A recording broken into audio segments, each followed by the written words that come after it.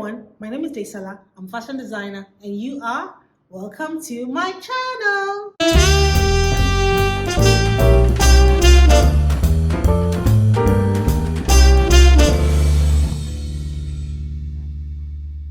Welcome to my channel. Welcome to Daisy's Wardrobe. If you're new here, welcome. And if you're an existing subscriber, welcome, welcome, welcome. I'm so happy to have you here. And if you've seen my videos before and you haven't subscribed to my channel, please do so. And put on the notification bell so that you know when I put up a new video. I'm an African-inspired ready-to-wear fashion designer based here in Lagos, Nigeria, and I've been in business for over 10 years. So here on my channel, I talk about being a fashion designer, starting a fashion business, starting a ready-to-wear clothing line, all things business, all things fashion, and sometimes, once in a while, I talk about my life. So here in today's video, I'll be talking about the reality of running a fashion business in Nigeria. So like I said, I'm an African-inspired ready-to-wear fashion designer. I make my designs and I sell my designs right here in my store. And so I have done this for several years. And don't be fooled by all this and all this. It didn't just come, just like that. It took quite a couple of years to get to where I am. And getting to where I am did not just happen without some hurdles here and there over time. So in this video today, I'll be talking about some of the realities of running a fashion business in Nigeria. So you may be watching this video and you may be wondering, or you may be looking to start a fashion business and you're like, I want to start my fashion business in Nigeria and I don't even know what it's like. Things have changed. Things are, everything is, everybody. The questions are endless. Your mind is bombarded and you're thinking, where do I start? Fashion business is very competitive, is highly competitive. Within Nigeria, outside Nigeria, is a very competitive industry. And you go on social media, you're looking, you go around and you're like, is there space for me? Even if there's space for me, if I start this business in Nigeria, what is it like? So I'm going to let you know in this video things to look out for, things to be, to be aware of when you want to start this business, or if you're even running a fashion business and you're like, am I the only one, experiencing what is going on? Well, we're all in it together, we're all in the boat. So in this video, that's what I'm going to be talking about. So the first thing I'm talking about in this video is electricity and power. So for those of you that don't live in Nigeria, let me just tell you that we live in a very special country where power is a challenge. So majority of the time, we have to provide our own source of electricity. And we do that through generators or inverters or solar panels. But the most common is generators, especially when you're running a business where you have to use certain equipment. A generator is required. So it's either a diesel generator or a petrol generator. Running a generator on its own is not cheap. Initially, last year, the price of diesel went up. And when I say it went up, it doubled in price. And it really affected a lot of people. It affected a lot of businesses. And people were trying to look for ways to cut costs. You found people leaving their diesel generators to start using petrol generators because petrol was a lot cheaper. You even found homes switching from diesel generators to petrol generators. As a business, it affected so many people because it's not as if you have anything to cushion the effect of this increase in diesel. So that meant that if you had a diesel generator, you had to go and invest in a petrol one. Or if you even had both, you were lucky. So that means you just put one aside and focus on the other. And for people that operate their businesses within buildings that electricity is provided, you found out that those buildings increase their service charge, for their tenants in that building. So it was really, really a struggle for a lot of businesses. And then you now know what? This year we're all, coasting on petrol. And then 1st of June, petrol price goes up. And petrol becomes like times 3 of what we used to buy it, which made it difficult for everybody. Running a business, petrol is expensive, diesel is expensive, and you're like, really, it's running a business on its own has its own challenges, but having to deal with the petrol and the diesel, you're just like, well, okay, let's see where this leads us to. But as a business owner, you have to come up with things that will make your business cost effective. You have to look for ways around it. I don't know what the way is. The way around it for every business is different. You just have to go back to the drawing board and think about, what's the way forward. Then the next thing I'm talking about is human resource or manpower. So basically employees.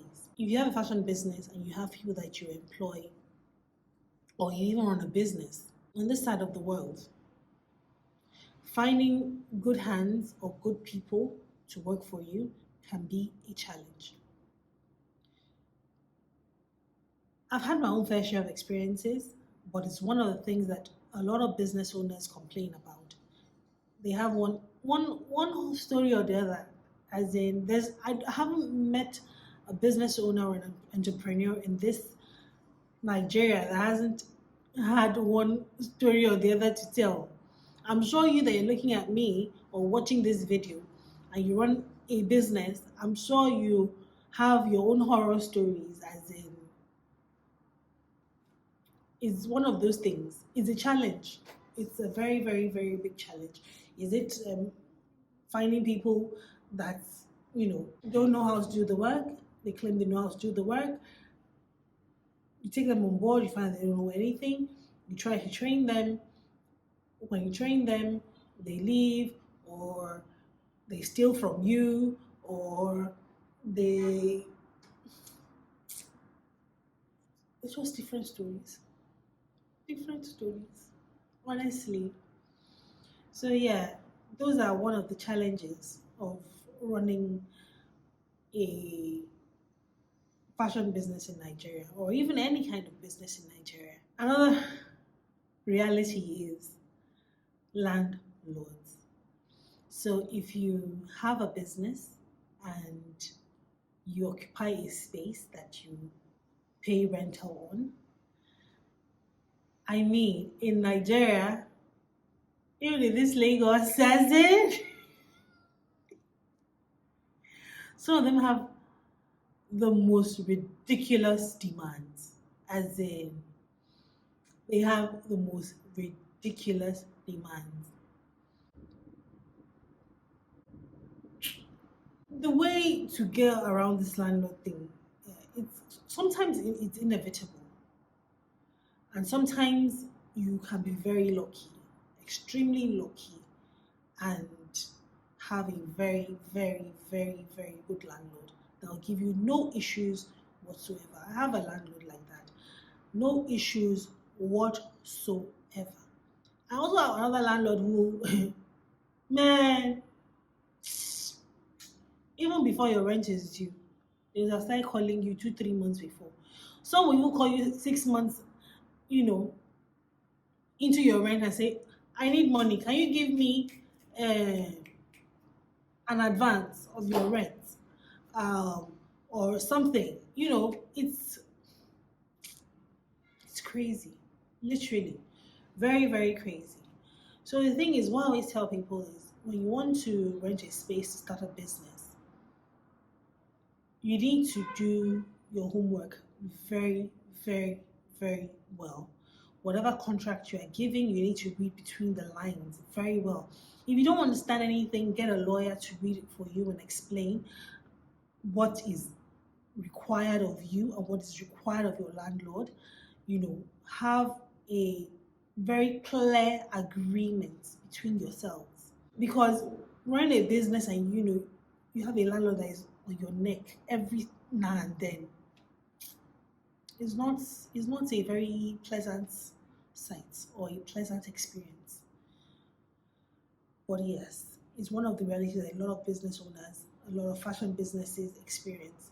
You'll find someone in a place, they're doing their business, they have one issue or the other, and you're wondering, they've left this place, they're in this place again, they'll be there again for a little while, they will leave the place, go to another place again. It's an issue. Or you find a place and you rent the place, or maybe they're not providing the services that they promised to provide, or maybe the building has issues that were hidden from you before you even got into the place, or existing issues that were hidden before you even joined the building, or whatever. You see, all these things, they are just one of those things. Is one of the realities of running a business in Nigeria. The next thing I'm talking about is government officials, especially if you have a physical space. If you have a physical space, that you are that is really open. Forget it, man. You're going to have government officials on your neck. You would have the local government, you have the FRS, you would have the signage and advertisement agency. There are plenty, as in so many of them. You see that they'll just be coming, giving you different bills, different bills, different bills, different bills. Is one of those things. Is one of those things you have to consider when you want to start a business and you're looking to go get a physical space. If your physical space, whether it's hidden or in public or whatever, just know that they will come and look for you. They will come and tell you to pay one money or the other. So you have to prepare your mind. And if you already run a business and you have a physical space, and they already come, you feel me? When they come, you know what it feels like when they come and look for you. But yeah, it's I don't like it. They come to look for me, and I don't like it. Then the next thing I'm going to be talking about, that is one of the realities of running a fashion business, is location or space. So you find that some people, they want to start a fashion business and they either choose to start online or they choose to start in a physical space. Whichever one is okay.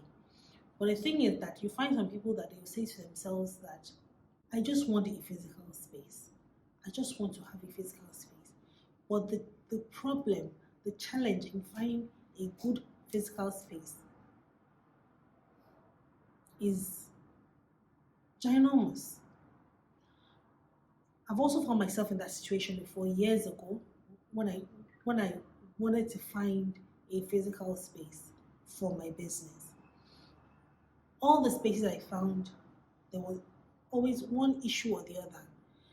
The building had this, the building had that, or it wasn't visible enough. These are the things that, businesses struggle with. So the process of trying to find a good location or a good space for your business can be a challenge. It can be a really, really, really, really big challenge. And when you do find one, if you go through an agent, they will charge you all these agent fees and landlord fees and all these kind of fees, and which eats deep into your pockets, and you're like. But if you now say you don't want a physical space and then you now say, okay, I want to be online, I want to do my business online. Online business also has its own challenges as well, because online business, you are there, you are marketing, you're advertising, especially if you don't even know how to do the marketing very well, you're just doing anything that you like, anything that you see that is okay, this one work, let me just post, you know, and the customers are not coming because you haven't probably have not even positioned the business properly, because the thing is that selling online too has its own challenges. There's a trust factor in it. If you haven't if your business or your brand hasn't overcome that trust factor, it can be a problem. But anyway, that is a video for another day. Let me just end this video here. So if you enjoyed watching my video, please give me a thumbs up and subscribe and put on the notification bell so that you know when I put up a new video. And so I will see you soon. Bye.